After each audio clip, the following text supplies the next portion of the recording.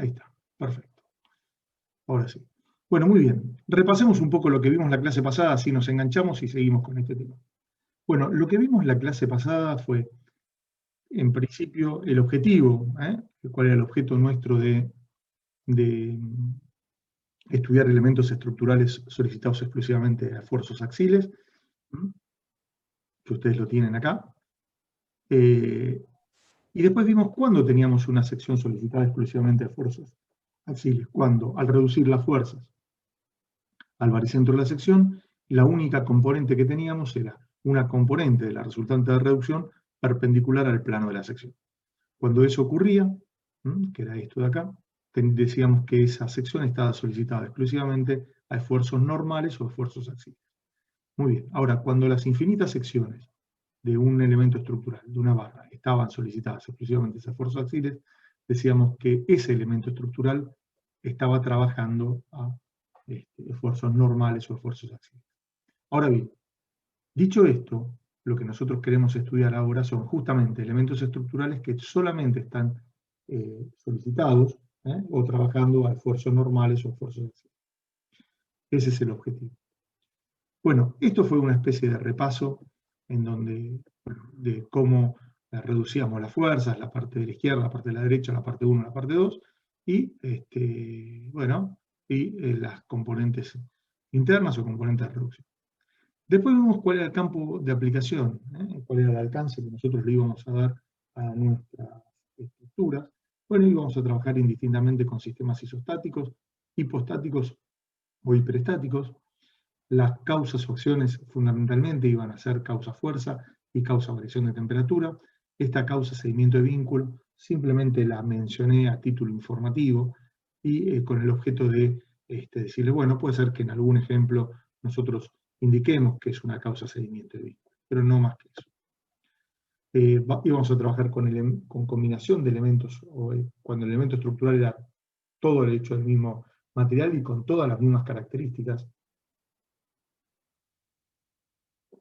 Material que decíamos que tenía una característica homogénea, o cuando estaba conformado por más de un material en el cual decíamos, bueno, suponemos que esos elementos componentes eran heterogéneos.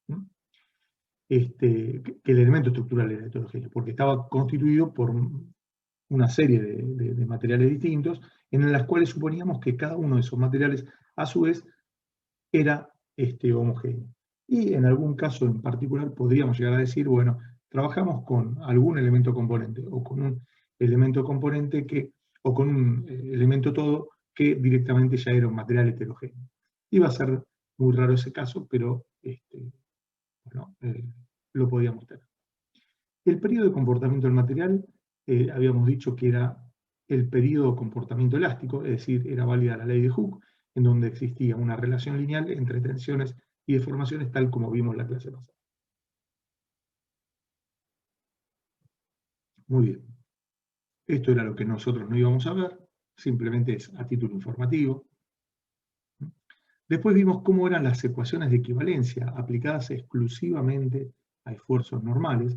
Fíjense que las ecuaciones de equivalencia son aquellas ecuaciones que relacionan a los esfuerzos internos con las tensiones. Las tensiones podían ser tensiones normales o tensiones tangenciales, sigma y tau. Y fíjense que 5 de ellas, de la 2 a la sexta, eran idénticamente nulas. Es decir, las ecuaciones de equivalencia eran iguales a 0. Mientras que la primera era distinta de 0 y era justamente y precisamente igual al esfuerzo normal. Muy bien. Después vimos algunos ejemplos.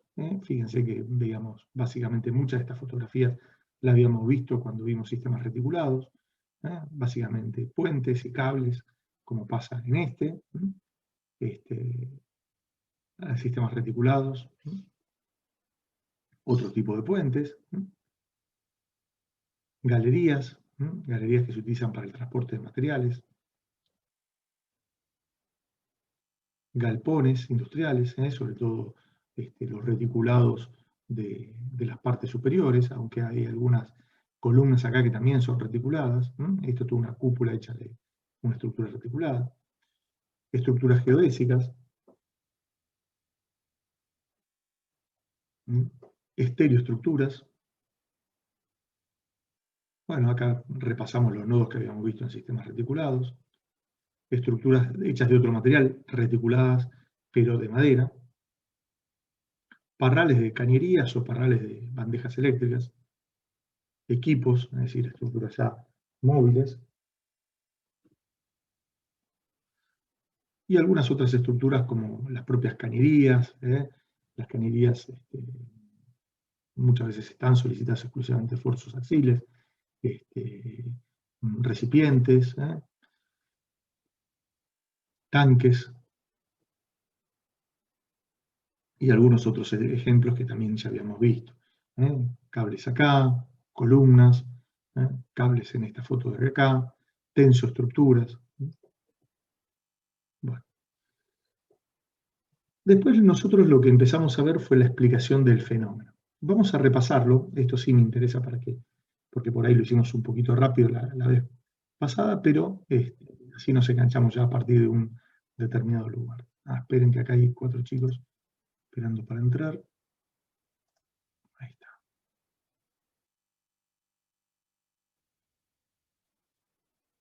Bueno, muy bien. Bueno, veamos un poquito la explicación del fenómeno.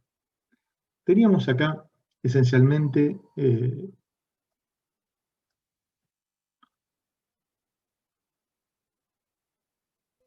un segundo que... Ahí está, ahora sí. Bueno, ¿qué teníamos nosotros acá? Bueno, esencialmente nosotros teníamos una barra de longitud L que tenía una sección transversal rectangular. Esto no me impide perder ningún tipo de generalidad en el análisis que estamos realizando. La sección rectangular tiene un ancho D y un espesor B, que está empotrada en un extremo, libre en el otro. De tal manera, y practicábamos un agujero en el extremo libre, de tal manera de ahí poder conectar alguna carga o algún esfuerzo que justamente traccione o comprima a la barra. Definimos lo que era fibra. La fibra era un prisma de sección transversal constante y de área infinitésima, cuya longitud podrá ser o no ser igual a la de la barra. Es decir, en ese caso será menor o igual a la longitud de la barra. En este caso, fíjense, ¿qué hemos distinguido nosotros? Distinguimos una sección transversal que hemos denominado B, que desde el origen de coordenada esta sección tenía una longitud de LB. Acá distinguimos una fibra, que es la que está en azul un poco más grueso, y a partir de ese entonces decidimos aplicar una carga P en la dirección del eje de la pieza, de tal manera que me solicite a esfuerzos normales toda mi barra. Bueno, muy bien.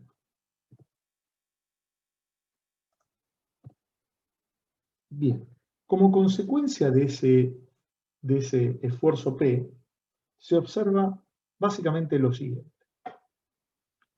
Las secciones que se encuentran ubicadas o alejadas de la zona del empotramiento o de la zona de aplicación de la carga, ¿qué es lo que le pasa? Fíjense, una sección como la B, que era la que estaba en azul, se traslada paralela a sí mismo.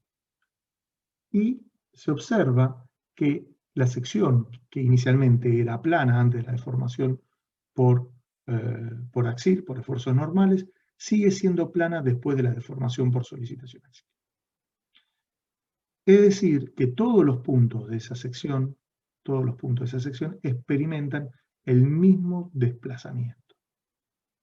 El mismo desplazamiento.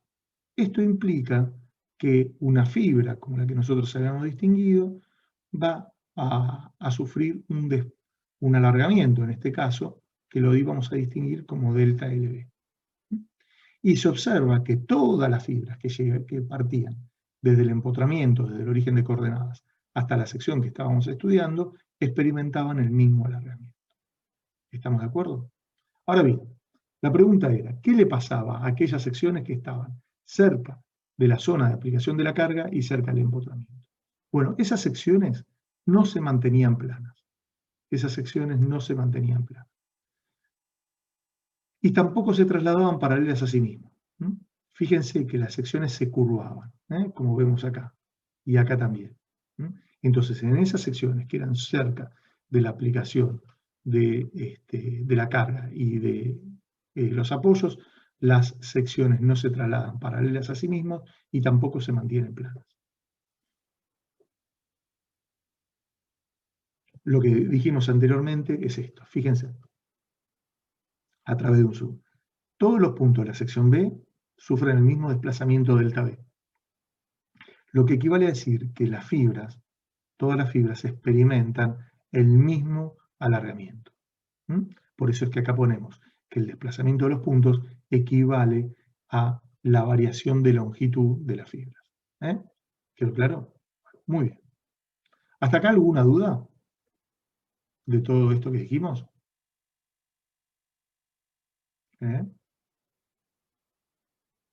Chicos.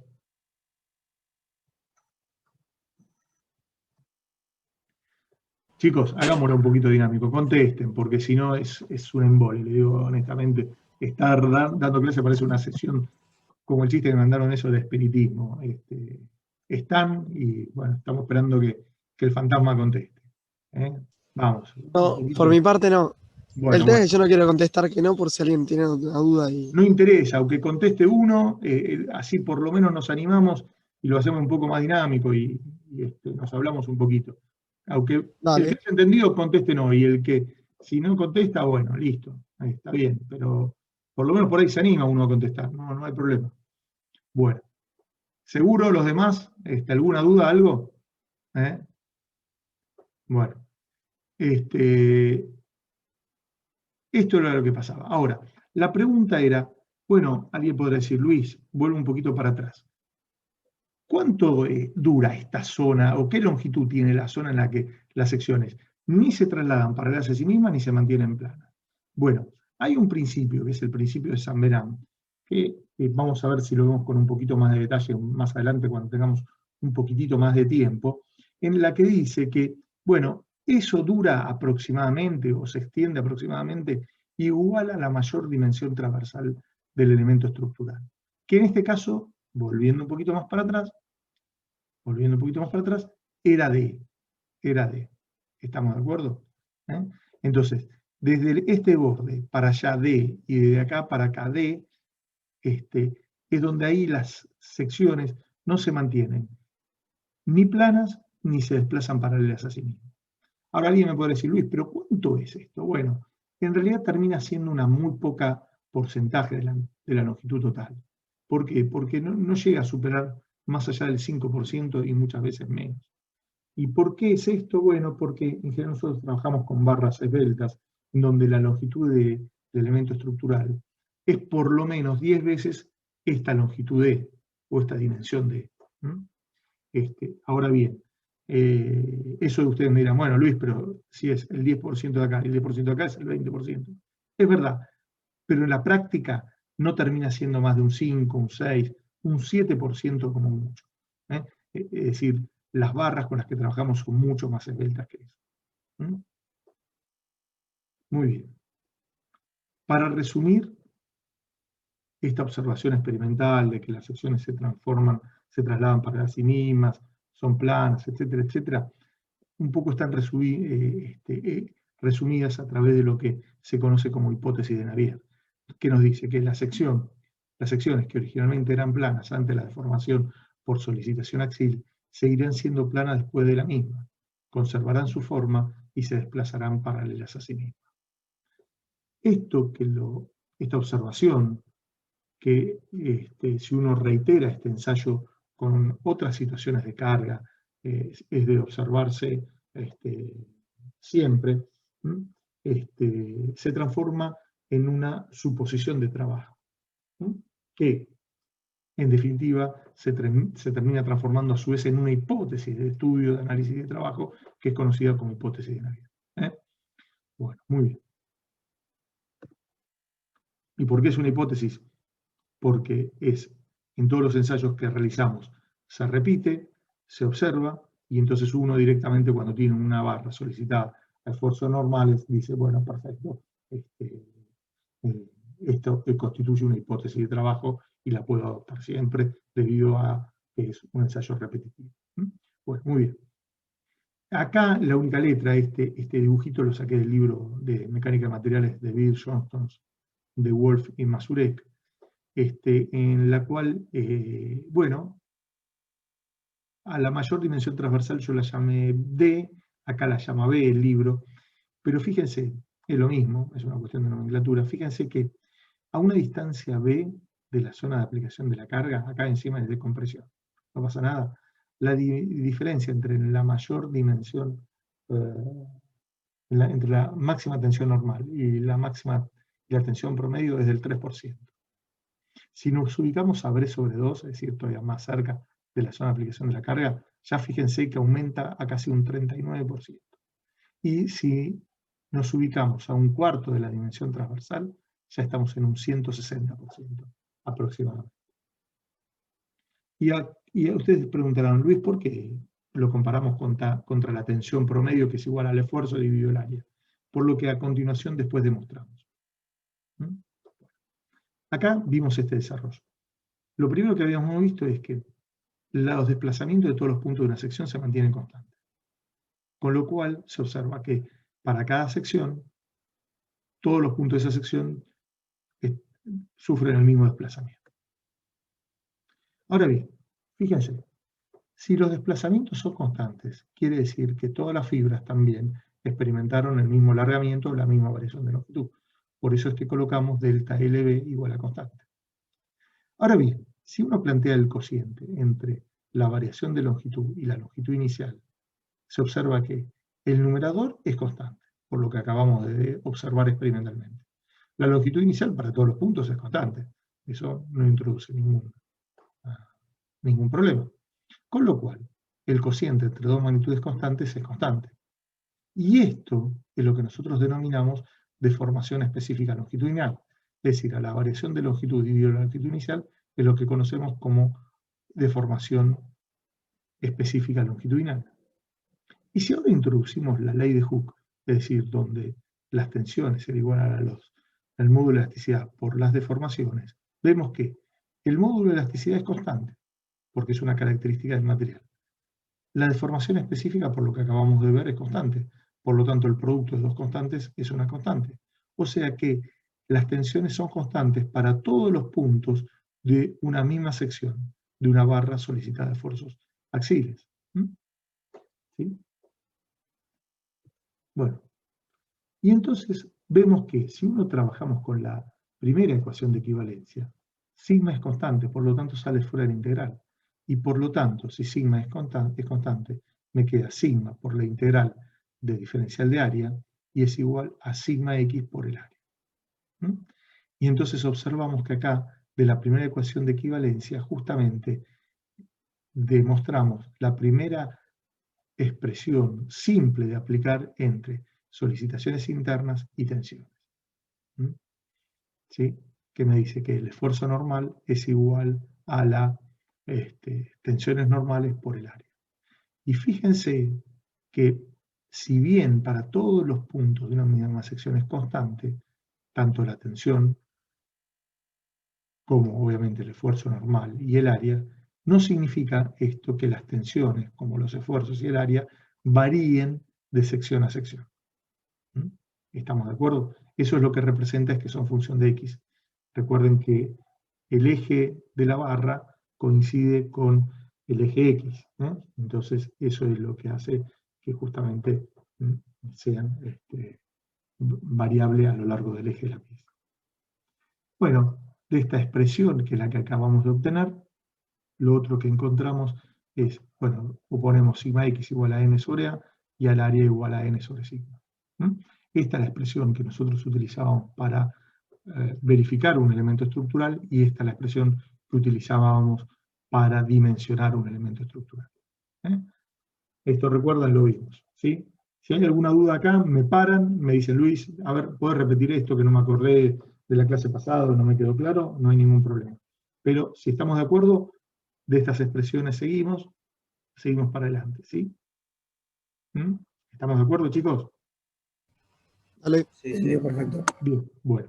Y después lo otro es, bueno, a ver, nosotros del diagrama de tensiones y deformaciones íbamos a trabajar con este diagrama simplificado entre tensiones y deformaciones, donde teníamos una parte lineal que representa justamente el periodo elástico y el periodo en el cual existe una relación lineal entre tensiones y deformaciones, y después esto de acá que lo considerábamos bueno cuando la tensión de fluencia se mantenía constante. Más allá del periodo de fluencia, no nos interesa a nosotros estudiar el comportamiento del material, porque ya el material sufre grandes deformaciones y las barras experimentan, o los elementos estructurales experimentan grandes desplazamientos, y nosotros dentro del campo tanto de la ingeniería civil como de la ingeniería mecánica, no estamos acostumbrados a trabajar con grandes desplazamientos ni con grandes deformaciones. Porque realmente cuando eso ocurre, implica que las estructuras y las construcciones con grandes desplazamientos y grandes deformaciones en general no cumplen el fin para el cual son creados. Es decir, no cumplen el objetivo para el cual son creados. Siempre pongo un mismo ejemplo. Imagínense que la habitación en la cual ahora cada uno de nosotros está, cada uno de ustedes en su casa, yo en la mía, como consecuencia de las cargas, el piso, imagínense que se deforma 50 centímetros. Bueno, es como que tuviéramos un hundimiento en nuestra propia casa de unos 50 centímetros, o de 30 centímetros, o inclusive hasta de 10 centímetros. Fíjense que capaz que estamos en una habitación que tiene 3 metros por 3 metros, y el piso se deformó 10 centímetros. Y realmente las sillas no las podríamos apoyar bien, las patas de la mesa tampoco, si paramos una pelota en la habitación, se me va a mover hacia el centro, etcétera, etcétera, etcétera. Entonces, en general, eso nosotros no trabajamos con eso, y por eso es que la limitación de ustedes tengan que esta deformación acá, la deformación al límite de fluencia, es muy pequeña, es alrededor del 2 por 1000 de la deformación de una barra. Bueno, muy bien. Y lo otro que sí queríamos detener es, bueno, nosotros tenemos que estar lejos un poquito de esa tensión de fluencia, entonces tratamos de que, ¿y qué hacemos? Bueno, nos paramos un poquito por debajo y establecemos una tensión nueva, cuya denominación es tensión admisible, que queremos no superar. Y justamente la diferencia entre ir desde la tensión admisible a la tensión de fluencia está contemplada a través de un nuevo concepto que es el de coeficiente de seguridad. El coeficiente de seguridad justamente lo que hace es mantenernos alejados de ese límite que nosotros no queremos alcanzar. Y el coeficiente de seguridad obviamente depende de varios factores, pero fundamentalmente depende de el tipo de construcción que nosotros estamos trabajando, o con la que vamos a diseñar, o con la que vamos a analizar, y de la función y el destino de esa construcción. Y también depende de otros factores, como el lugar de implantación,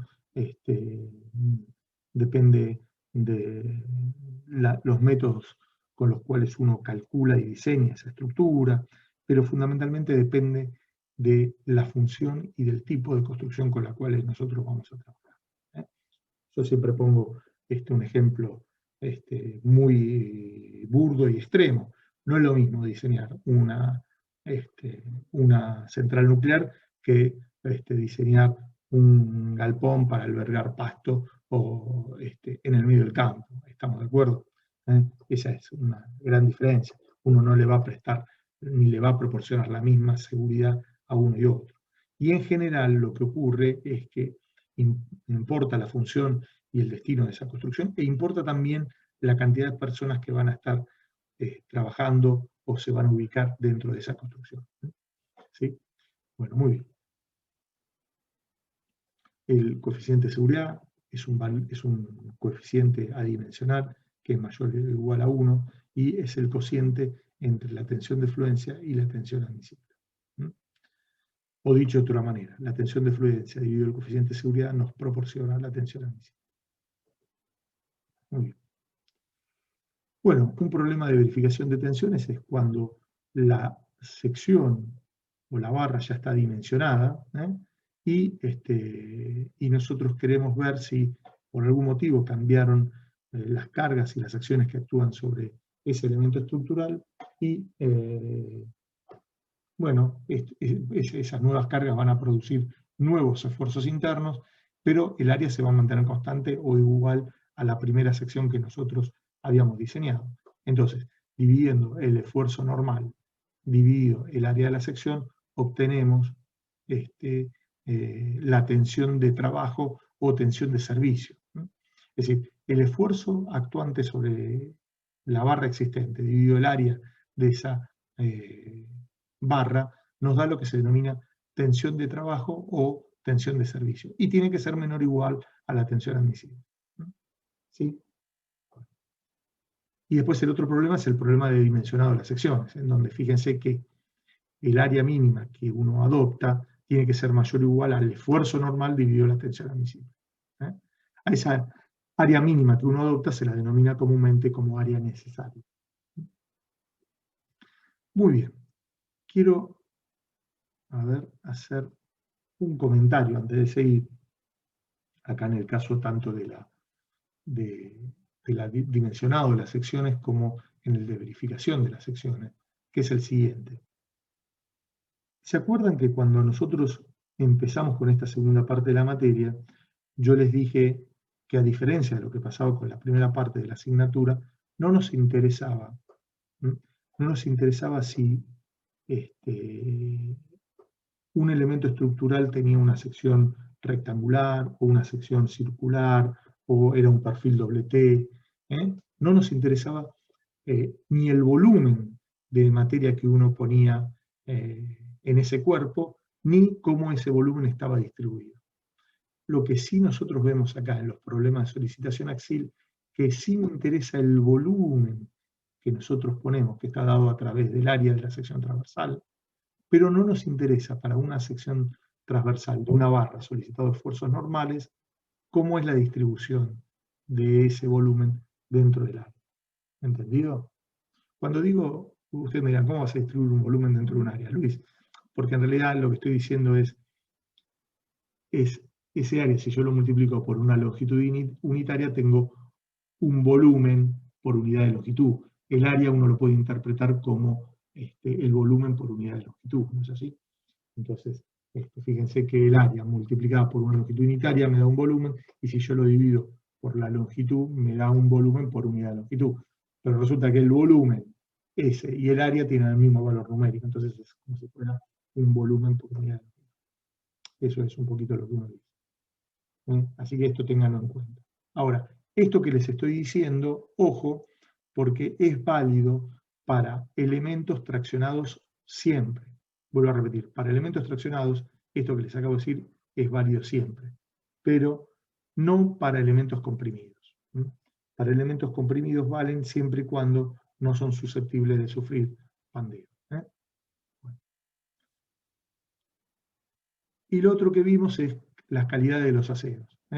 Bueno, nosotros, como un comentario adicional, el valor de la tensión de fluencia está expresado en nuestra normativa, en la normativa argentina, a través de la siguiente sigla, F-XX, donde F significa tensión de fluencia y XX es un valor numérico que está expresado en kilonewton por centímetro cuadrado. Así, por ejemplo, un material de calidad F20 lo que nos indica es que tiene una tensión de fluencia de 20 kilonewton por centímetro cuadrado. Un material F26 tiene 26 kilonewton por centímetro cuadrado de tensión de fluencia. Y así sucesivamente. Bueno. Muy bien. Hasta acá habíamos visto. ¿Alguna duda de todo esto? Hicimos un repaso un poquito largo, pero prefería porque por ahí la semana pasada lo hice muy rápido y quería que no haya quedado nada inconcluso ni nada que no haya quedado entendido. ¿Está bien? Porque ahora empezamos ya con una parte nueva. ¿Sí? ¿Estamos de acuerdo? Sí, sí. Muy bien. Bien. Bueno, muy bien. Vamos a ver ahora. Fíjense que hemos utilizado hasta ahora la primera ecuación de equivalencia, justamente para encontrar esto y para encontrar esa relación entre tensiones y esfuerzos internos, pero no hemos dicho nada acerca de cómo calcular los desplazamientos de los distintos puntos de una sección o la variación de longitud de una fibra. Y eso es lo que vamos a hacer ahora. Y para eso, previo a eso, vamos a ver qué pasaba con el resto de las ecuaciones de equivalencia.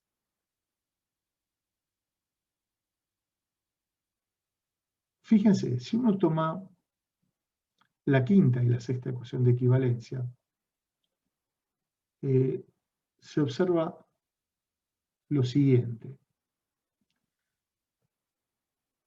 El momento MI y el momento Z era 0, porque solamente la barra está solicitada de esfuerzos normales. Por lo tanto, me queda que 0 es igual a la integral del área, o extendida toda la sección, de sigma x por z por diferencial de área, o sigma x por y por diferencial de área. Como sigma era constante, salía fuera de la integral.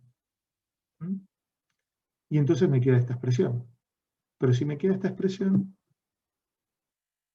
¿qué me queda? Me aparece que las tensiones normales se anulan, y me queda que 0 es igual a la integral de z por diferencial de área. ¿Y qué significa que la integral de z por diferencial de área o la integral de y por diferencial de área era igual a 0? ¿Qué significa eso? ¿Estaba bien que nos diera que esas integrales eran nulas?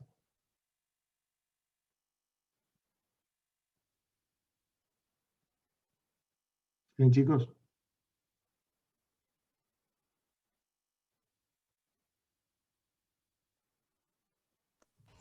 Sí, ¿Por qué? porque si... para... ¿Qué representa esta integral? A ver si ustedes se acuerdan.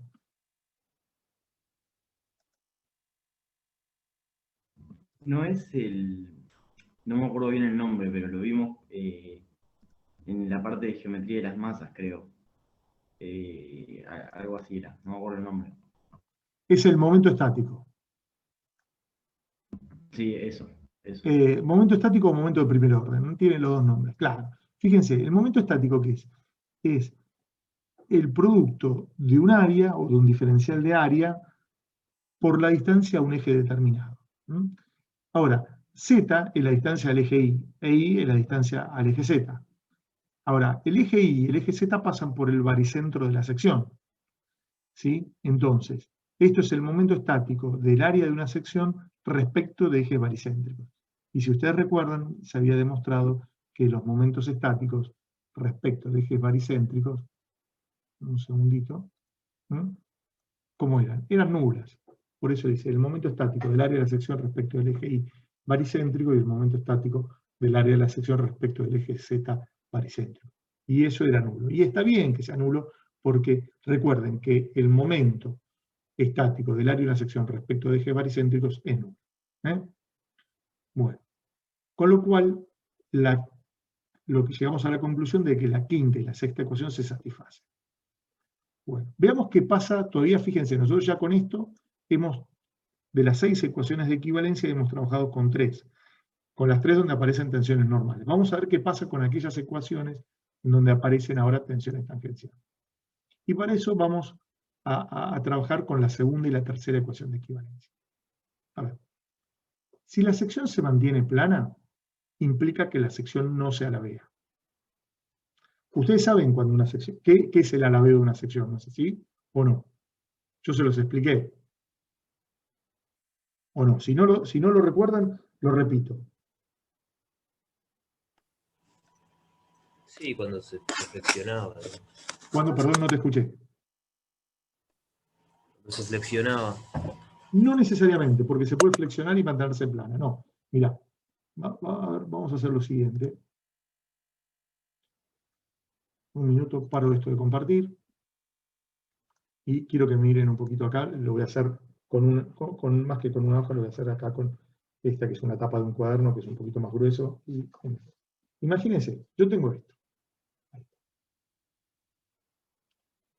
Tengo esto. Imagínense que esto es la sección transversal. ¿Sí? Ahora lo pongo así para que lo vean. ¿Qué pasa cuando se mantiene plana? A ver, no logro. Imagínense que esto es plano. Cuando se mantiene plana, se corre paralela a sí misma. ¿Estamos de acuerdo? Cuando se alabea, pasa algo como esto. Fíjense, ya la sección deja de ser plana. ¿Estamos de acuerdo? Ya la sección deja de ser plana.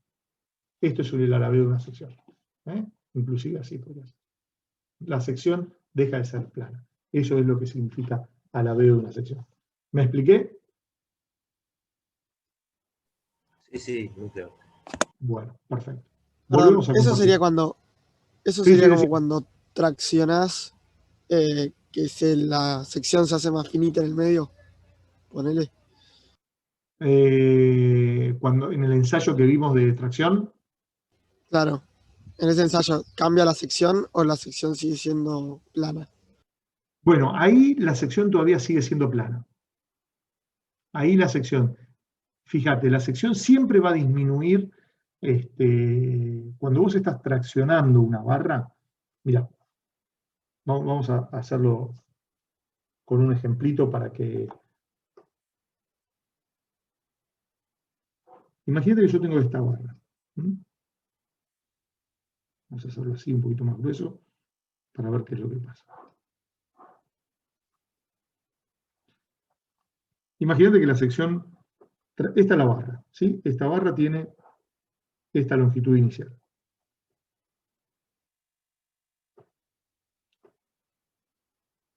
L0, ¿sí? Bueno, entonces, ¿qué es lo que le pasa a esta barra cuando yo ahora la voy a traccionar? Entonces, cuando la tracciono, es decir, que le aplico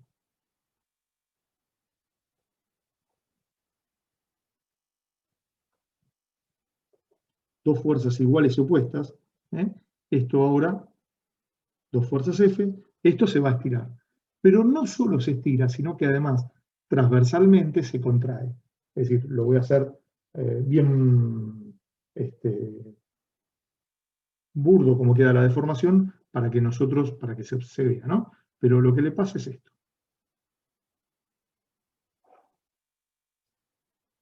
Se estira.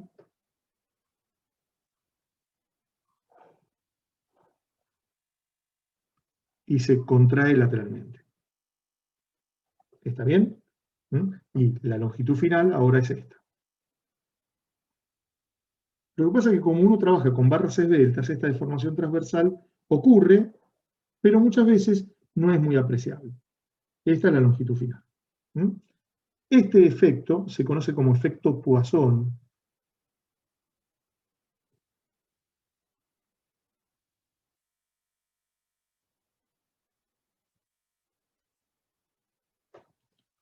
Que fue el primero que enunció este fenómeno, y se estableció el coeficiente de Poisson, que justamente mide la deformación, la relación entre la deformación longitudinal y la deformación transversal. En realidad lo mide al revés, mide la relación entre la deformación transversal y la longitudinal. Bueno, ahora, esta misma barra, si yo en vez de traccionarla, la comprimiera, tendríamos algo como esto.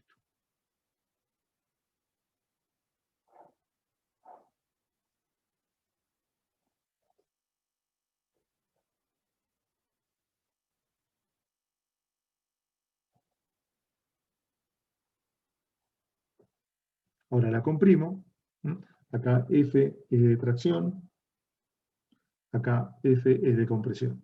Bueno, ¿qué es lo que pasa? Al comprimirlo, se agranda lateralmente. La longitud disminuye, y entonces me pasa algo como esto.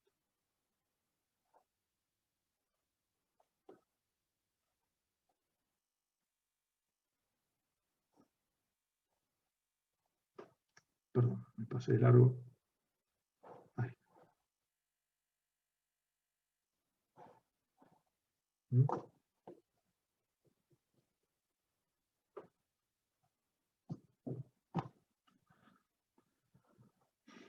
Esta sería ahora la longitud final.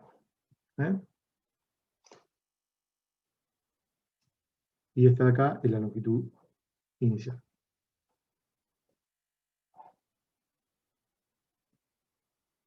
¿Sí? ¿Estamos de acuerdo, chicos?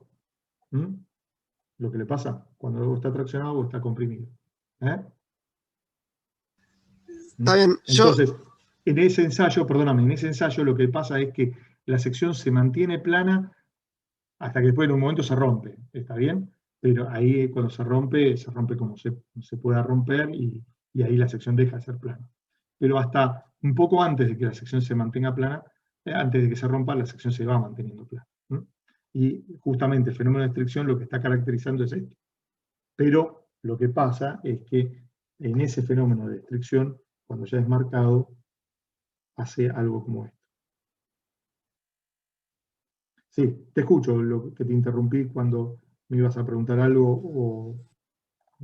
No, sí, es que es justo lo que estás por explicar ahora, que cuando se parte, ahí ya no lo consideramos más plano, ¿o sí? No, ahí Cuando no lo queda la consideramos. campana. Exactamente, ahí no se considera plano. De hecho, no queda plano. Ya las propias fotos que yo le mostré de la rotura no es plano. Es más, te podría decir que en esta zona, previo a romperse, habría que ver si eso hay alguna forma de medirlo. Acá tampoco es plana. Yo, es más, te diría que acá tiene una forma de este tipo. Es más, si yo le hago este rayado a la barra como hicimos para el ensayo, viste que armamos una cuadrícula, yo lo vería así. No creo que lo vea, no creo que acá tenga una línea recta. Así que yo creo que inclusive ya previo al ensayo y un poquito antes, ya las secciones dejan hasta de mantenerse planas. ¿Está bien? Ok, gracias. De nada. Bueno, muy bien. Seguimos un poquito con esto. Volvemos a la presentación. Bueno, entonces, la sección se mantiene plana. Esto era para explicar todo que la sección no se alabea. ¿Qué significa que la sección no se alabea? Es justamente eso. Bueno, si las secciones no se alabean, la sección se distorsiona. Distorsiona significa que, fíjense, una sección, a ver si ustedes pueden ver acá, a ver, en este mismo dibujo, nos vamos a sacar la hojita y vamos a ponerlo acá. Una sección se alabea es esto.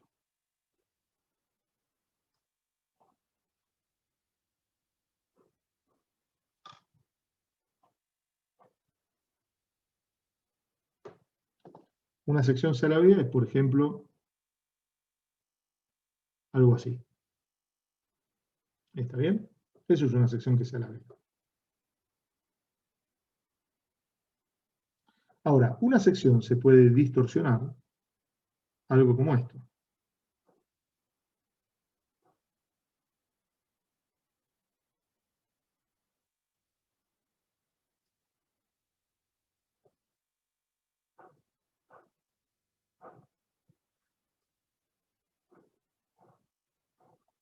Fíjense, si yo acá dibujo varios cubitos elementales que representan a los infinitos puntos, ¿qué es lo que pasa cuando se distorsiona? Bueno, distorsiona quiere decir que cambian los ángulos entre dos direcciones, que originalmente formaban 90 grados. Entonces, fíjense lo que le puede pasar. A ver, yo puedo hacer esto. Mira. Esto significa que todos los puntos y la propia sección sufren un cambio de ángulo. Entonces la sección, si todos estos cambios de ángulo, este de acá, es igual a este, es igual a este, igual a este, igual a este, igual a este, la sección se sigue manteniendo plana. Entonces la sección pasa a ser algo como esto. Para decirlo de otra manera, esta sección me la encuentro acá ahora.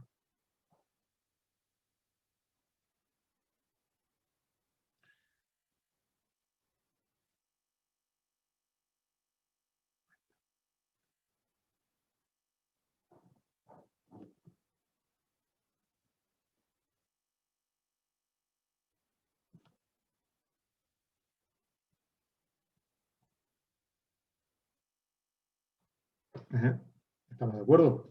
Es decir, esta es la sección, la que tengo acá, la que voy a marcar ahora en azul, que va a quedar casi negro. La sección original y esta es la sección deformada, como consecuencia de esa distorsión. Bueno, entonces, la pregunta es, fíjense que acá la sección se distorsiona, pero se sigue manteniendo plana.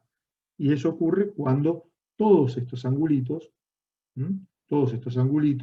gamma, son constantes. ¿Se entendió? ¿Chicos? Sí. Bueno, bien.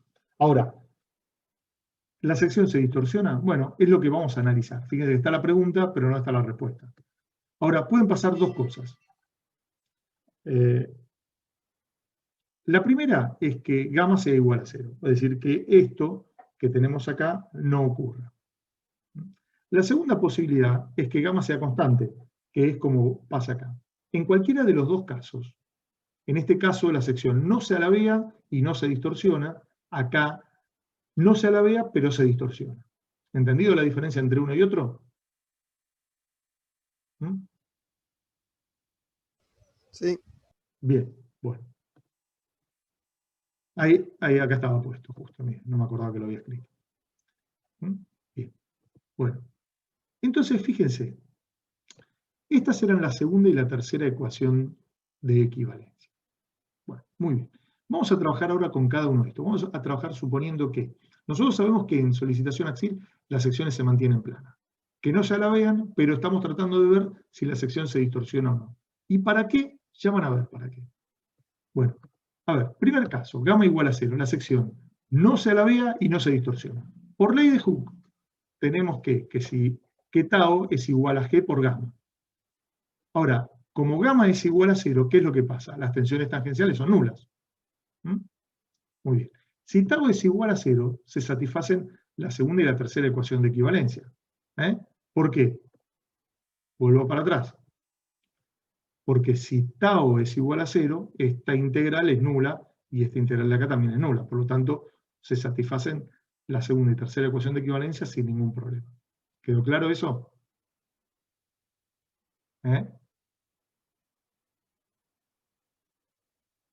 Sí. Bien.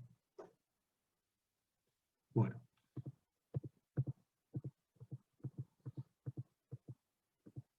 Veamos el segundo caso, cuando gamma es constante. Cuando gamma es constante, la sección se distorsiona, no se alabea y por lo tanto se mantiene plana. Que acá está un poquito explicado. Gamma IJ es constante. Por lo tanto, por la ley de Hooke, tau IJ también es constante, porque es el producto de G, que es una constante del material, y gamma, que es lo que acabamos de decir. Por lo tanto, si gamma IJ es constante, tau IJ es constante. Y si tau IJ es constante, las tau X y las tau XZ salen fuera de las integrales anteriores. Es decir, de estas integrales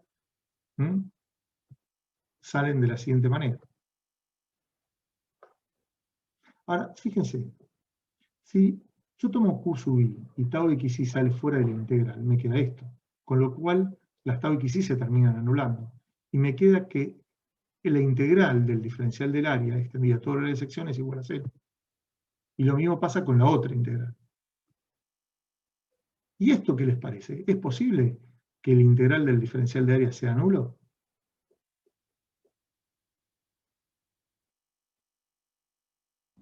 Y me parece un poco raro porque es como decir que el área es 0. Exactamente.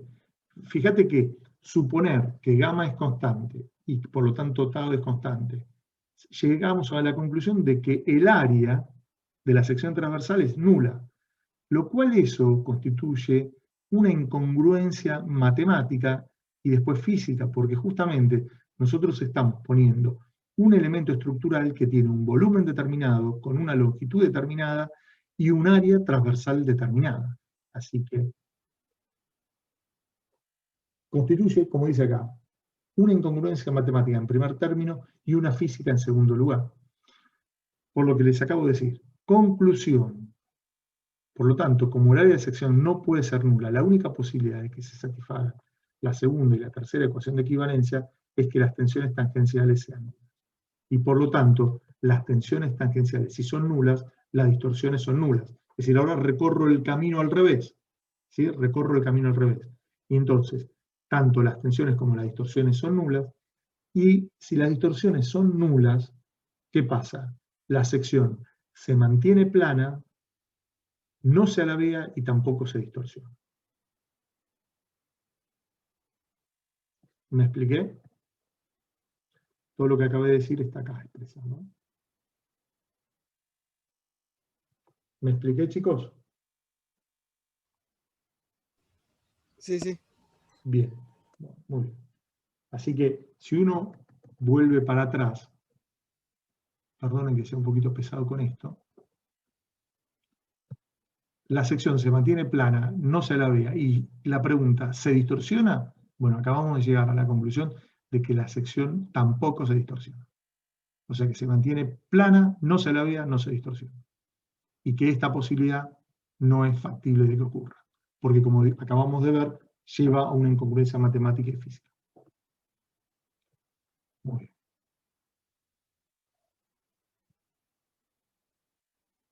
Muy bien. Obviamente, la cuarta ecuación de equivalencia, que interviene en las dos tau, tau xy y tau xz, al haber demostrado que tau xy y tau xz son nulas, se satisface. Bueno, ahora sí vamos a meternos dentro de los desplazamientos y la deformación. Así que se pretende determinar acá las expresiones que caracterizan a los desplazamientos y a las deformaciones de un elemento estructural solicitado exclusivamente de fuerzas así. ¿Sí?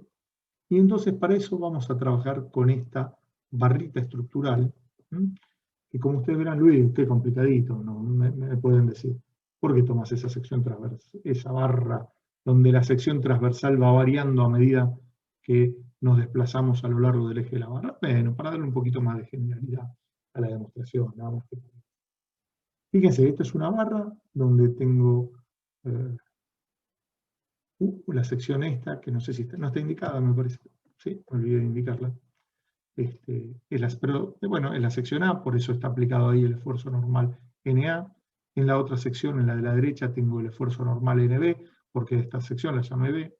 Y a su vez, en toda la longitud de la barra tengo una fuerza distribuida, P de X. Pero he puesto que el área de la sección transversal varía a lo largo del eje del elemento, y varía a través de una función conocida. Por eso es A igual a de X. ¿Sí? Bueno. Ahora voy a tomar dos secciones, M y N, que están separadas un diferencial de longitud diferencial X. ¿Sí? Y voy a hacer un zoom de esto. Voy a hacer un zoom de eso. Que es esto que tengo acá. Y fíjense, ahí tengo el esfuerzo normal en la sección M, el esfuerzo normal en la sección N, esfuerzos internos ahora, y la carga distribuida a lo largo del eje de la barra, con una ley de variación cualquiera que por ahora no me interesa. Muy bien. Como consecuencia de esto se va a alargar. Acá en realidad no se alarga solo la sección N, se alarga la sección M, también se desplaza hacia la izquierda. Pero por una cuestión de simplicidad en el tratamiento, digo, bueno, todo, vamos a suponer que lo que M se mueve para allá y lo que N se mueve para acá, está todo representado a través de esta variable que es un delta diferencial de X. Es como que la única que se corrió es N'. ¿Quedó claro? ¿Sí? Bien. Bueno, muy bien. Ahora, si yo establezco este cociente, delta diferencial de X, dividido diferencial de X, es igual a la deformación específica longitudinal. Ahora esto lo puedo escribir de esta manera, que el cambio de longitud es igual a la deformación específica por la longitud inicial. Pero fíjense, la deformación específica por ley de Hooke es sigma X sobre E. Y el diferencial de X está acompañando. Ahora, por lo que acabamos de nosotros de ver, las tensiones normales era igual al esfuerzo normal dividido el área de la sección transversal. Ahora, esto es la variación de longitud de este diferencial X. Si yo quiero la variación de longitud de todo el elemento estructural, ¿qué tendría que hacer? Les pregunto.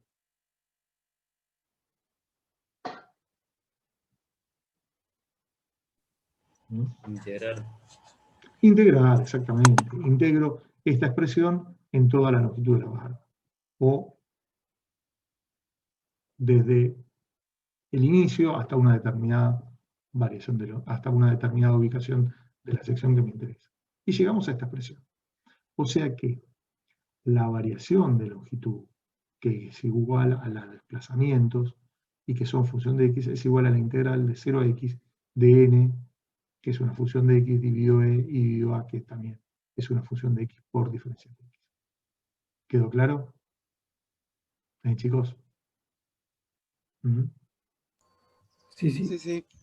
Bueno, muy bien. Así que esta expresión es la que me da los desplazamientos o las variaciones de longitud.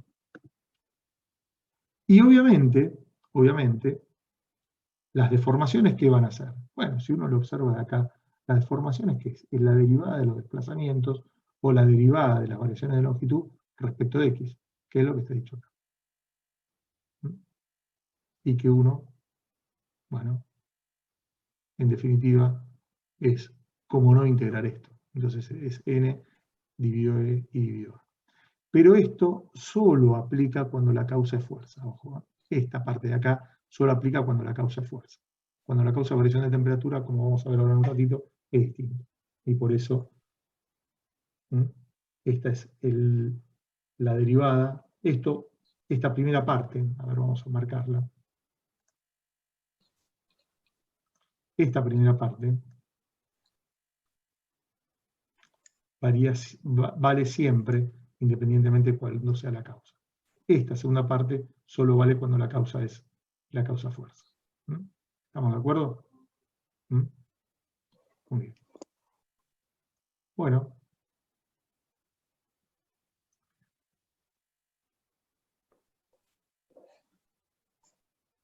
Ahora bien, si n es constante, e es constante y el área es constante, todo esto sale fuera de la integral.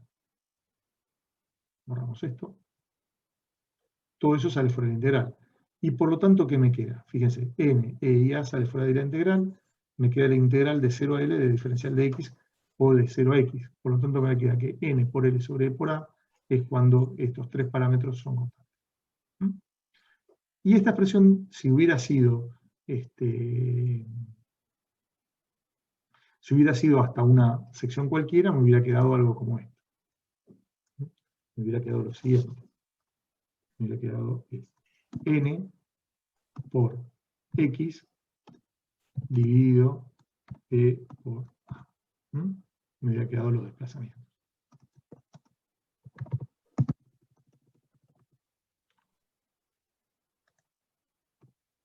¿Estamos de acuerdo, chicos? Así que estas dos son las expresiones que uno va a utilizar. Esto no. Vamos a borrar. Ahí está. Bueno, y finalmente acá tenemos el resumen de todas las expresiones y variables estáticas, variables cinemáticas, que intervienen en un problema de solicitación. Sí, ¿alguien me quería preguntar algo? Y ¿ese solo sirve para alargamiento o para compresión también? No, esto sirve para todo, perdóname. Vuelvo para todo. Está bien. Sí, no, esto sirve para todo. Acá está, sirve para todo independientemente de que sea tracción o compresión. Así que, bueno. No, sí, pero justo como en la siguiente dice alargamiento, me confundí. Pero ahí está, gracias. Ah, bueno, porque si en la anterior expresión ¿en cuál? Ahí. No, igual, listo. O sea, Sí, está puesto en forma pregunta genérica. por las dudas nomás. Sí, no, está puesto en forma genérica. Muy bien. Bueno, acá están las expresiones, las variables y las expresiones que caracterizan. Bueno, rigidez a la solicitación axial. Fíjense esto ahora, que tomémoslo cuando el esfuerzo normal, el E y el área es constante, los desplazamientos son iguales a n por L sobre P. Lo cual esto yo lo puedo escribir de esta manera. Fíjense si al L yo lo paso dividiendo. Me queda E por A sobre L. Ahora, todo esto es constante. Y me queda esto, que los desplazamientos son igual a n sobre K. ¿Y a qué les resulta esta expresión conocida?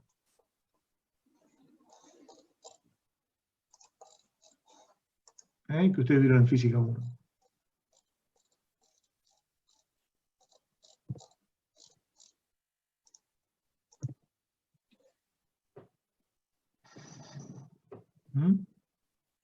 Fíjense que esto usted lo puede escribir como n igual a delta por k, que es la expresión equivalente a la de un resorte, en definitiva. Bueno, a este factor k, que es el cociente entre E por A sobre L, se lo llama rigidez a la solicitación axial. Rigidez a la solicitación axial. Muy bien. se la expresa esto de tres formas distintas, que es obviamente jugando con esta expresión que deriva de la anterior. Y se puede observar estas dos conclusiones importantes. La rigidez representa una fuerza por unidad de desplazamiento. Es decir, es la fuerza que se debe realizar al elemento estructural para que se desplace una unidad de longitud. E independientemente de qué unidad se mida. Fíjense que esto es la fuerza por unidad de desplazamiento. Eso es lo que representa la rigidez. A mayor rigidez, mayor será el esfuerzo que se deberá realizar para que se alargue o se acorte una unidad. Eso lo vemos en esta expresión. Si K crece, para que esto se desplace 1, esto va a tener que ser más grande. Si K, imagínense, vale 3000 y esto vale 1, esto tiene que valer 3000. Ahora, si K vale 100, esto va a valer 100. A menor rigidez, el esfuerzo a realizar, obviamente, por contraposición, fíjense que dice se alargue o se acorte, será menor. Las últimas dos consideraciones, es decir, esta y esta, se corresponden con la definición de cuerpos rígidos, lo cual resulta lógico y coherente. Es decir, un cuerpo es más rígido. Nosotros al haber trabajado con cuerpos rígidos significa que K tiende a infinito. Por lo tanto, la variación de longitud o el desplazamiento de un punto respecto de otro es nulo. Entonces fíjense que si K, acá lo vemos, si K tiende a infinito, delta es 0. ¿Quedó claro? Bueno. Fíjense que la rigidez a la acción axil de un elemento estructural aumenta con el módulo de elasticidad longitudinal y del área, y disminuye con la longitud del mismo. Por contraposición, disminuye con el módulo de elasticidad y el área, y aumenta con la longitud. Es costumbre, con el objeto de independizarse de la longitud, denominar a la rigidez a la solicitación axial al producto de E por A, en el cual tiene unidad de fuerza, y se deberá entender como el valor de la fuerza que es capaz de desarrollar un desplazamiento unitario. ¿Entendido, chicos? Esto último. Creo que ya con esto cerramos.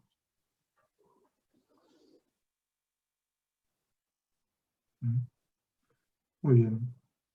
¿Estamos de acuerdo? ¿Alguna duda hasta acá?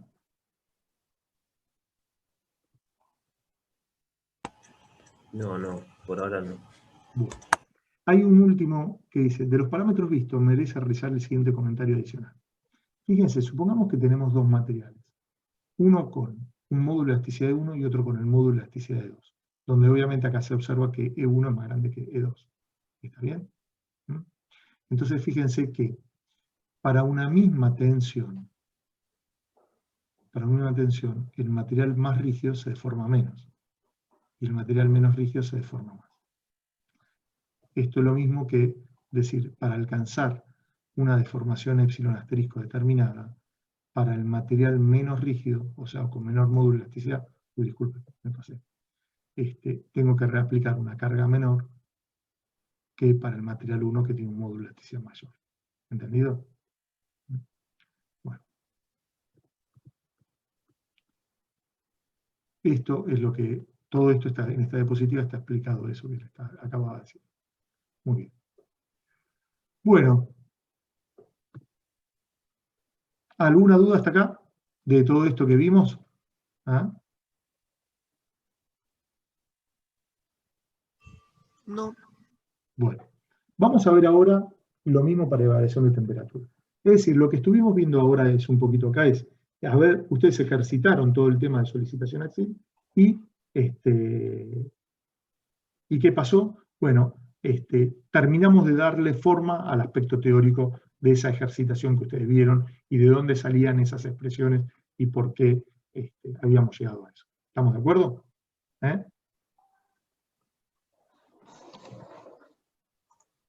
Bueno, muy bien. Vamos a ver ahora qué le pasa a la variación de temperatura cuando tenemos un elemento estructural solicitado a una variación de temperatura. ¿Cómo? hay cosas de acá que yo voy un poquito a simplificarlas, porque no voy a leer cada párrafo, porque se los voy a contar yo. Es decir, no tiene sentido que yo les lea cada uno de los párrafitos, porque en definitiva, al contárselo yo es exactamente lo mismo. Pero de paso, lo que sí tiene bueno es que le queda esto como si fuera un apunte reducido. Es decir, estas presentaciones no terminan de ser un apunte, pero bueno, quedan a mitad de camino, pero porque tiene bastante texto agregado. Bueno, muy bien. Entonces, ¿qué es lo que queremos buscar ahora? Es elementos estructurales que sufren una variación uniforme de temperatura. Así que los objetos de este problema son los mismos que vimos anteriormente. Muy bien. El campo de aplicación vamos a utilizarlos en elementos unidimensionales rectos. La causa va a ser la variación de temperatura. Y va a ser una variación de temperatura uniforme. Significa que todo el cuerpo está solicitada la misma variación de temperatura. Podría suceder que yo tuviera una variación no uniforme de temperatura. Creo que está dibujado más adelante, no se lo voy a dibujar. No vamos a trabajar con elementos bidimensionales o tridimensionales y vamos a hacer lo siguiente.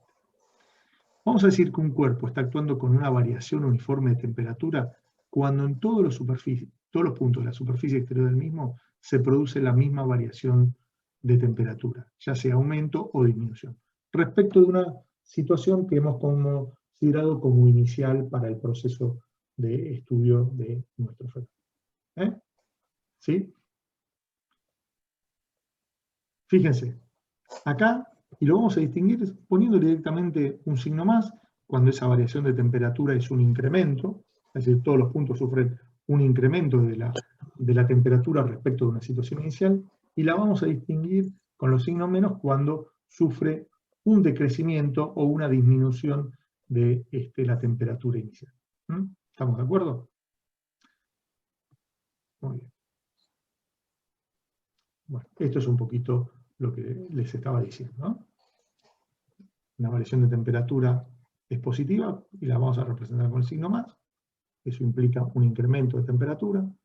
Una variación de temperatura es negativa y la vamos a indicar con el signo menos cuando la temperatura disminuye respecto de una condición inicial determinada. Ahora bien, los cuerpos pueden sufrir variaciones de temperatura que no sean uniformes. Nosotros esto no lo vamos a ver, pero sí se los quiero explicar acá. Imagínense esto, miren, vamos a ponerlo acá. Imagínense que ustedes están acá en esta habitación. Esta habitación la pared tiene un espesor, el techo también. Bueno, acá están ustedes.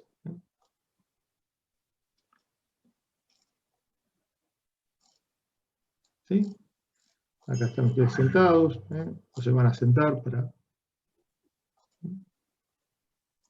¿Sí? Acá tienen la laptop. ¿Sí? Y ustedes están ahí mirando la clase totalmente entusiasmados. Bueno, a ver. Capaz que afuera hace 25 grados. Y acá, en su interior, hace 20 grados. O al revés, en invierno acá capaz que hace 5 grados y ustedes acá siguen a 20 grados. Entonces, fíjense que este elemento estructural, o cualquiera de estos, tomemos la pared, acá sufre una variación de temperatura negativa, mientras que acá tengo una variación de temperatura por ahí positiva, o inclusive no existe variación de temperatura respecto de una condición inicial. Entonces, en este caso no tengo una variación uniforme de temperatura. Esto en las construcciones y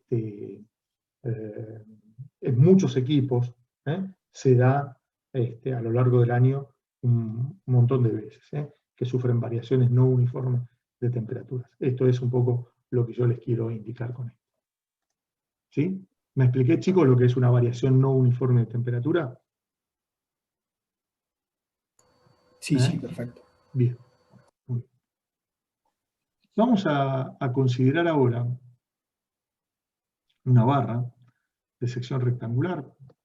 Como siempre, cuando adoptamos una sección para hacer alguna demostración, lo que no queremos es limitar ningún tipo de análisis, es simplemente para decir, bueno, tomo una sección que me sea fácil de representar. Le voy a armar una cuadrícula en toda la superficie exterior lateral y vamos a distinguir las tres longitudes, la longitud en la dirección X, Y y Z iniciales. Y voy a someter esto a una variación de temperatura uniforme, y positiva. Podría ser negativa. Esta es la sección, esta es la barra en su condición inicial, cuando justo le estoy aplicando esta variación uniforme de temperatura, y esta es la sección transversal. ¿Y qué le va a pasar a esto? Bueno, se va a tender a dilatar en todas las direcciones, ¿no es así? Eso es lo que le va a ocurrir. Y con lo cual, fíjense, acá en la dirección X esto va a tender a alargarse. Este punto no se puede mover porque justamente tengo un apoyo fijo, pero este sí se va a poder desplazar. Una sección transversal como la M se va a trasladar paralela a sí misma, va a pasar a ocupar la posición M'.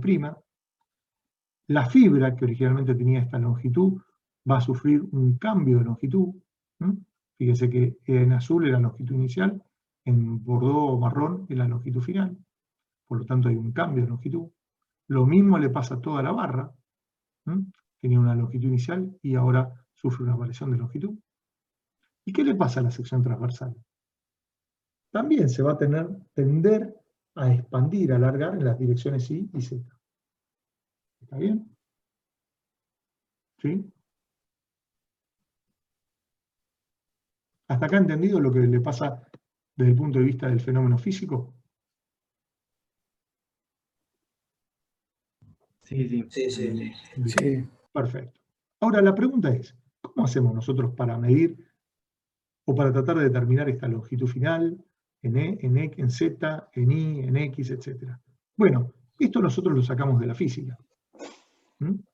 Más allá que acá lo que dice es, las secciones se desplazan paralelas a sí mismas, con lo cual todos los puntos de una sección experimentan los mismos desplazamientos y las fibras los mismos cambios de longitud. Las secciones se mantienen planas, por lo tanto no se alabean y tampoco van a sufrir distorsiones, y las secciones mantienen su forma. Estas tres conclusiones se observan experimentalmente. Es decir, que se cumple la hipótesis de Navier. Todo lo demás es. ¿Qué expresiones y variables caracterizan al problema? Esto que nosotros aprendimos en física, los cambios de longitud es igual a alfa por delta t por L0, donde alfa, que es, a ver si están puestos acá, es el coeficiente de dilatación térmica del material. Es una característica del material y tiene unidades de 1 sobre grados Celsius. Delta t, ¿qué es? Es la variación de temperatura que experimenta el cuerpo respecto de una situación considerada como inicial. Se mide en grados Celsius. Y L0 es la longitud inicial de esa barra, la cual se mide en milímetros, centímetros o metros como queramos. Por lo tanto, fíjense que las unidades del coeficiente por las unidades de la variación de temperatura se anulan y me quedan unidades de longitud, lo cual está bien porque delta L es una longitud.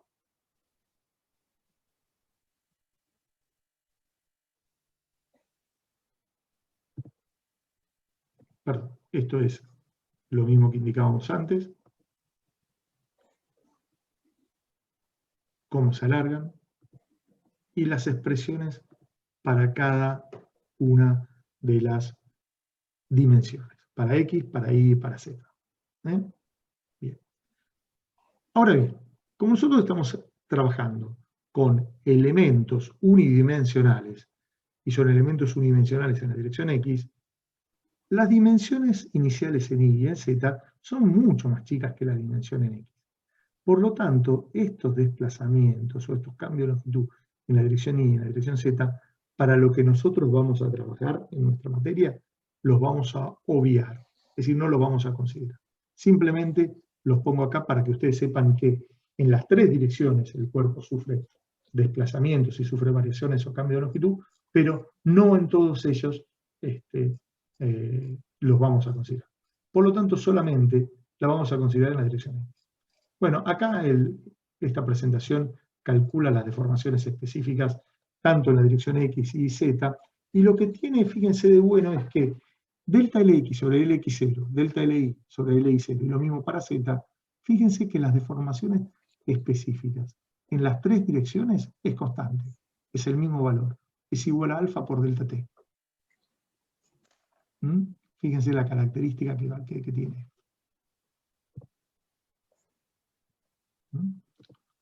Muy bien. Bueno, fíjense que acá lo que se observa es que, bueno, acá lo que está poniendo es cómo son las longitudes finales. En definitiva, lo que está haciendo es el delta L, lo escribo como longitud final menos longitud inicial, y la longitud inicial la llevo al otro lado. Por lo tanto, me quedan estas expresiones. ¿Sí? ¿Se entendió esto? Es fácil de ver. Si no, lo hago acá, miren. A ver, si ustedes me ven, paro de compartir un minutito y les hago rápido acá. Fíjense que nosotros teníamos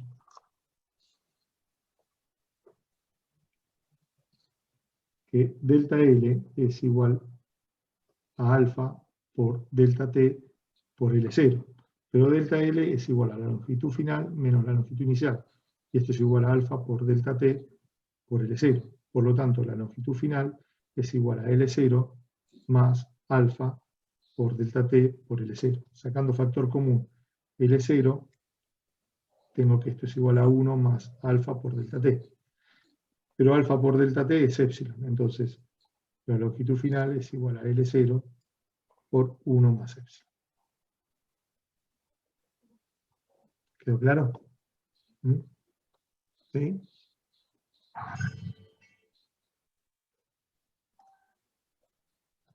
Sí, sí. Bien. Bueno, muy bien. Bueno, esto ya acá termina, prácticamente. Esto es un dato de cómo queda el tensor de deformaciones. Por ahora no nos interesa. Y lo que sí está este ejemplo, que es un poquito ejemplo numérico, que lo que hace es calcula, esto es hecho con una planilla de cálculo, con un Excel, el coeficiente de dilatación térmica del acero, que es 1 por 10 a la menos 5, 1 sobre 2 Celsius, una variación de temperatura de 40 grados, una barra de 5 metros de longitud, 25 centímetros de ancho y 50 centímetros de altura. Entonces calculamos, fíjense, la variación de longitud en las tres direcciones, ¿sí? Todos son el 4% de su longitud inicial, porque justamente es la deformación específica eso. Pero fíjense que esto respecto de esto es 20 veces más chico. ¿Sí? Así que eso es un poquito lo que está queriendo demostrar, ¿no? Fíjense que delta LI es el 5% de delta LX y delta LZ es el 10% de delta LX. ¿Sí? ¿Estamos de acuerdo? Bueno. Y estas son las longitudes finales.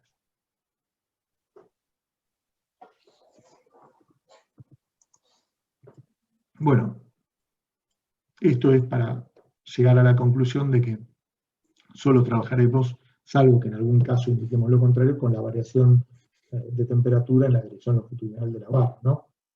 Y que las otras las despreciamos. Perdón, vale esta aclaración, siempre y cuando las barras que trabajemos sean rectas y abiertas. Bueno, muy bien. Y el otro tema es, fíjense, ¿qué sucede con las reacciones de vínculo y los esfuerzos internos? A ver, una viga simplemente apoyada como esta. Yo acá pongo en evidencia las reacciones de vínculo. RXA, RZA, RZB. Fíjense, si yo planteo la sumatoria de las fuerzas en X igual a 0, porque esto tiene que estar en equilibrio, RXA es igual a 0. Ahora, si yo tomo momento de toda la fuerza respecto de B, que es este punto, planteo que RXA ya demostré que es igual a 0 y además pasa por ese punto, por lo tanto no genera momento. La única que genera momento es RZA. Pero el único término que aparece es este. Por lo tanto, RZA es igual a 0. Y si tomo un momento respecto de A, RZB por L es igual a 0. Por lo tanto, RZB también es igual a 0. O sea que fíjense que en un sistema isostático, no se producen como consecuencia de una variación uniforme de temperatura reacciones de vínculo. Y por lo tanto, tampoco se van a poder generar esfuerzos internos. Con lo cual, el diagrama de cuerpo libre equilibrado me queda de esta manera. Fíjense dónde RXA, RZA y RZB son nulos. Es decir, en sistemas isostáticos se generan desplazamientos, se generan deformaciones, pero no se generan ni reacciones de vínculo externo ni esfuerzos internos. Y esto es importante, a diferencia de lo que va a pasar con los sistemas hiperestáticos que vamos a ver ahora a continuación. ¿Entendido? Sí, sí. Acá está la demostración de por qué obviamente no se generan esfuerzos internos. Esto se lo dejo para que lo lean ustedes. ¿Sí? En los sistemas isostáticos solicitados a variaciones de temperatura no se producen reacciones de vínculo externo ni tampoco solicitaciones internas. Solamente se producen desplazamientos y deformaciones. La demostración de que no se producen solicitaciones internas es fácil de ver porque si no tengo cargas, los esfuerzos internos son nulos. Pero está demostrado ahí más, una diapositiva atrás. ¿Quedó claro? Por este motivo, a los sistemas isostáticos se los denomina sistemas estructurales libremente dilatables. Esto no se preocupa.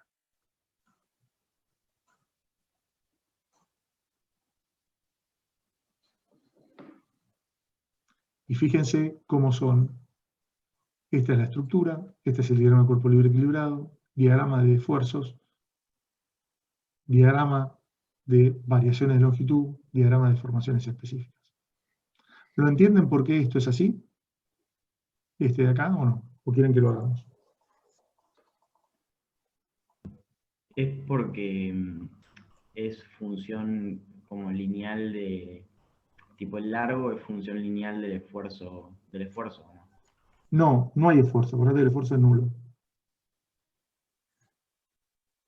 Fíjate, lo ves acá, mira, en esta expresión lo ves. Si yo en vez de tomar la longitud inicial, tomo una longitud menor, voy a tener que delta L, que es función de X, va a ser igual a alfa por delta T por X.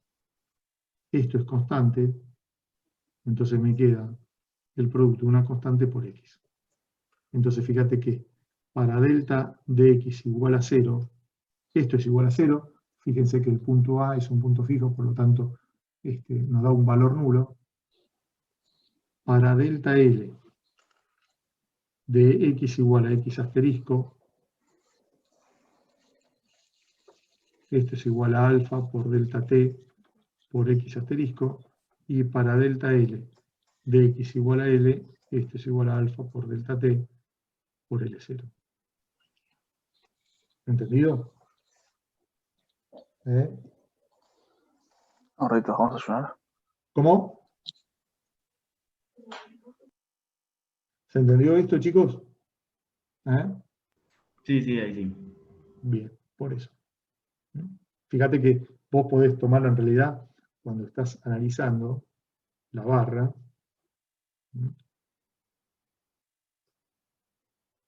Podés tomar una sección cualquiera. Y esta es tu longitud inicial. Esta es la longitud inicial igual a X asterisco. Llamala L0 asterisco o X asterisco. Es indistinto. Acordate que el eje X es este. ¿Sí? Entonces, a medida que yo me voy alejando, es como que estas fibras, estas secciones, no solo se desplazan por la acumulación de todos los desplazamientos que voy sufriendo antes. Por eso fíjense que el delta, o el delta L, que son función de X, es la integral de todo esto. Y también para los esfuerzos normales, es igual a la integral de E por A por diferencial de X. Es decir, yo voy acumulando todos los desplazamientos que vienen a continuación. ¿Quedó claro, chicos? Sí, perfecto. Es decir, yo podría haber tomado también, fíjense acá, dos secciones que son un diferencial de x, entonces lo que esto se alarga es un delta diferencial de x, que es igual a alfa por delta t por diferencial de x. Si yo quiero todo, integro esto, que es lo mismo que hicimos antes. ¿Eh? Y esto me da el delta L, que es función de x. Ahí está. ¿Eh? ¿Sí? Bueno, veamos a ver qué pasa con un sistema hiperestático. A ver. Fíjense que acá yo estoy poniendo dos apoyos fijos. Denme un segundito que aquí necesito enchufar la batería porque si no se me va a apagar y voy a desaparecer de escena.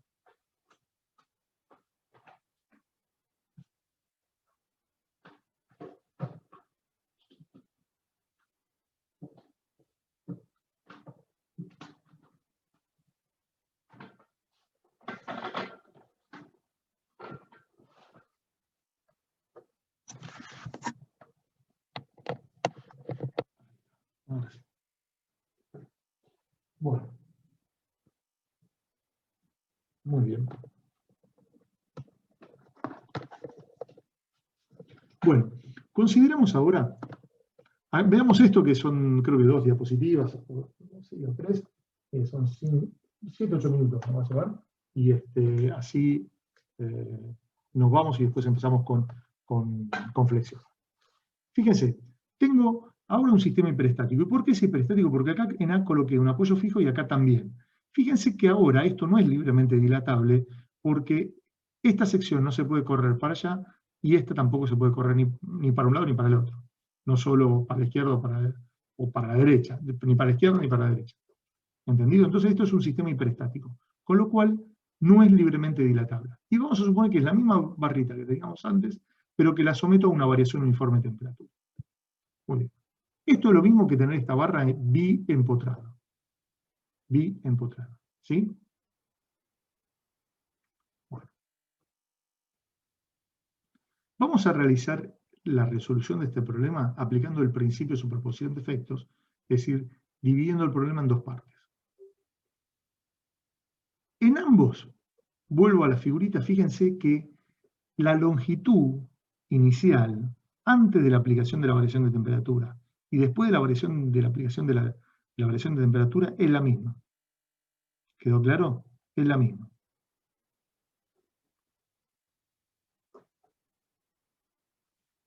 Bueno, todo lo que les acabo de decir es esto, todo está explicado acá.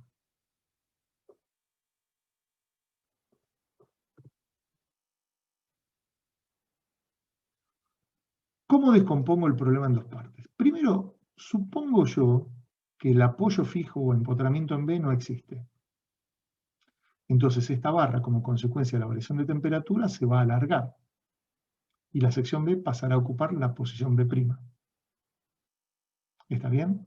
Ahora, nosotros sabemos que B no se puede mover. Pero como estoy descomponiendo el problema en dos partes, digo, bueno, esta sección se traslada hasta B'. Bien. Y sufre esa variación de temperatura, delta Lx, debido a esa variación de temperatura, que es igual a alfa por delta T por Lx0. Ahora, la pregunta es la siguiente. Si B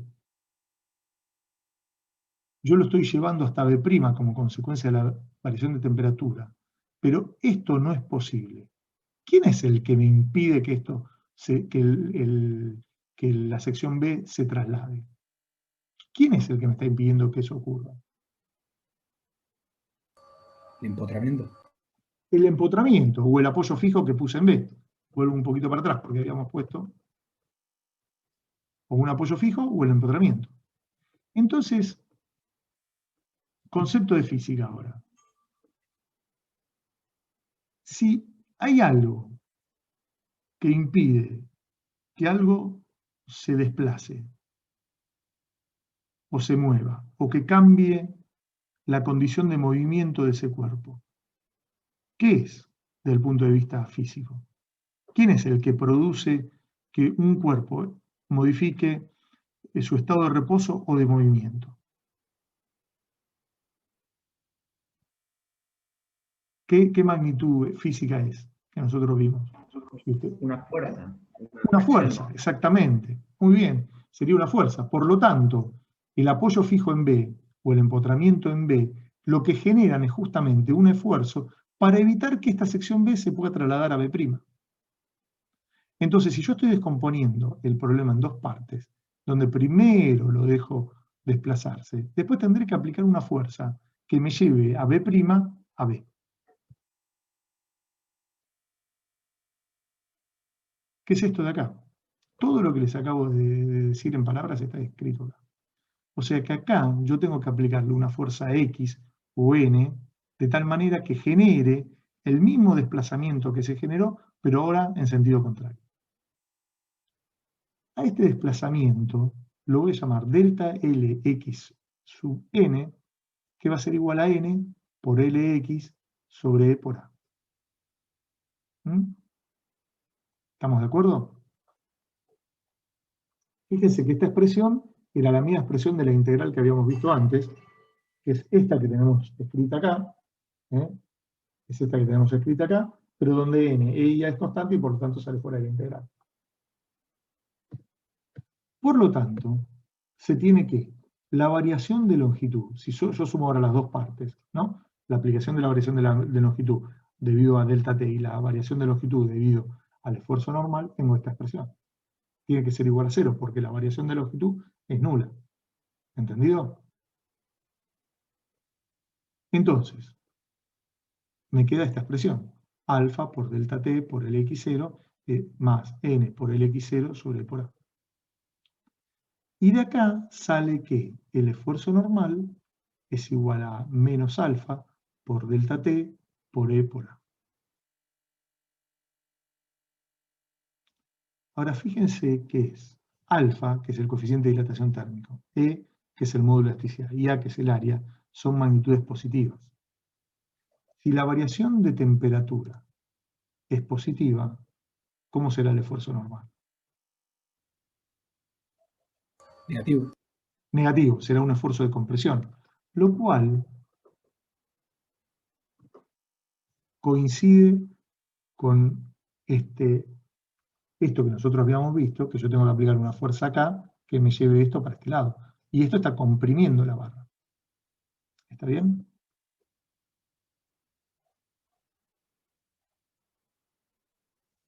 Ahora, si delta t es negativa, es decir, es una disminución de la variación de temperatura, ¿cómo será n?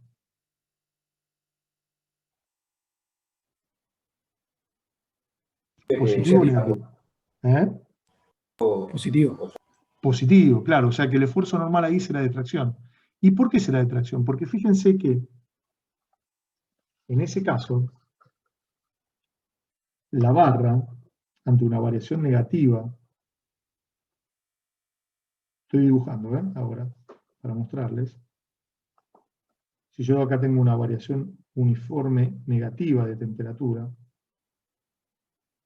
¿qué pasa? Esta sección se va a querer, perdón, acá no era móvil, sino es fijo o empotramiento, esta sección se va a querer trasladar acá, como consecuencia de la contracción debida a esto. Se va a quedar dirigida hacia acá. Pero esto no lo permite, entonces tiene que hacer una fuerza en sentido contrario, es decir, una fuerza de tracción. Es decir, que cuando la variación de temperatura es positiva, la barra queda comprimida. Y cuando es negativa, queda traccionada. ¿Mm? ¿Sí? Muy bien. Acá está explicado todo lo que yo les acabo de decir. ¿Mm? Si delta T mayor a 0, n menor a 0 es necesidad de compresión. Si delta T es negativo, el esfuerzo normal será de tracción. Lo que sí deberá verificarse es que el cambio, es decir, las formaciones específicas debido a la variación de temperatura y debido al esfuerzo normal, tienen que ser nulos. En una fibra cualquiera yo voy a tener esto. Ahora, fíjense, la variación de longitud en esa fibra también va a tener que ser igual a 0. ¿Sí? Por lo tanto, alfa por delta t por x más n por es igual a 0. O sea que porque las secciones no se mueven. En este problema, ojo, en este problema. Así que los esfuerzos que caracterizan, los diagramas que caracterizan ahora para este sistema hiperestático es el esfuerzo normal es distinto de cero, pero los alargamientos y las deformaciones son nulas. Cosa que antes pasaba exactamente al revés. No sé si lo recuerdan. Chicos.